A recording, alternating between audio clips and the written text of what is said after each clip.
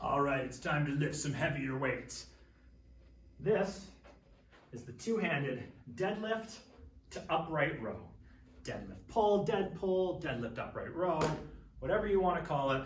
I'm going to bust out the purple, a little bit heavier, and show you how to do it. So, you guys know how to do a proper deadlift? Standing over top of your kettlebell, hinging at the hip, leaning forward.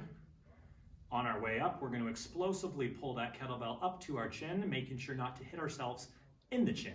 Remember, chest nice, tall, and proud, head straight forward, up, down and touch, up, down and touch.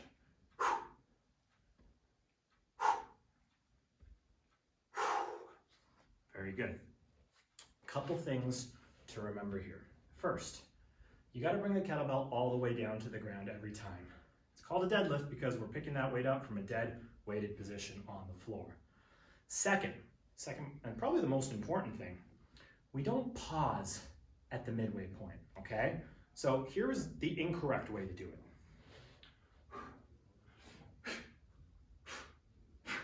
Now we're doing two separate exercises. We're doing a deadlift and we're doing a kettlebell upright row.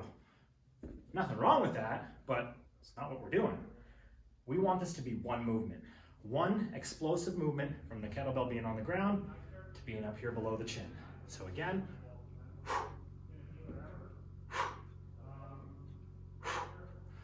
two common mistakes I see people make.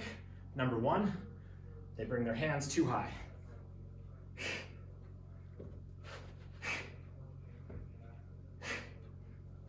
It's putting your wrists in a vulnerable position, and it's just very awkward getting your hands up here past your chin. So keep that kettlebell handle below the chins, and that brings me to the elbows. See how when I do that, my elbows are nice and high, they're up at my eye level. That's what you want, guys. You want to get your elbows nice and high when you do that upright row.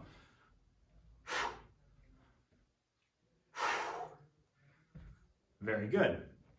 Let's quickly show you how to do it with one arm.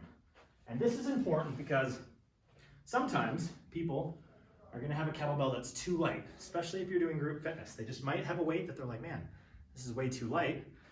I'm doing a deadlift and I'm picking this up easily. You can do it with one arm as well. So I grabbed a lighter weight. Everything's almost the exact same, but there's a few minor differences. If I were to show you one more time, the deadlift into upright roll with two-handed kettlebell, you can see that that kettlebell travels straight up the midline of my body, directly under my chin. A little different with the single arm. Single arm, I'm bringing it up to the side. See how it's coming up here now to the side of my face and not directly under my chin. So that is the major difference between those two versions, okay? Now some of you might have been like, well, what are you doing with your arm there, okay? Some do's and don'ts of kettlebell. First thing I never want to see is your hand on your hip like this for any exercise. So I don't want to see this.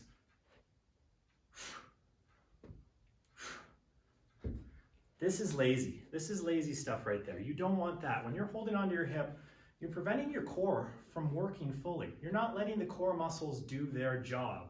You want to let those stabilizers stabilize, okay? So keep your hand off your hip. If you want to do it like this, that is fine with me, okay?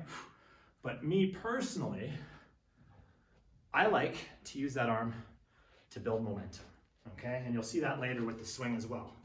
So I got my kettlebell right here. Start with the arm crossed, pull. Use it as momentum. It's the same as doing a jump squat. You can do a jump squat like this, or when you go down, you can throw your arms behind you and explode up with the arms. That's what I was doing with the upright row, the single arm with the kettlebell.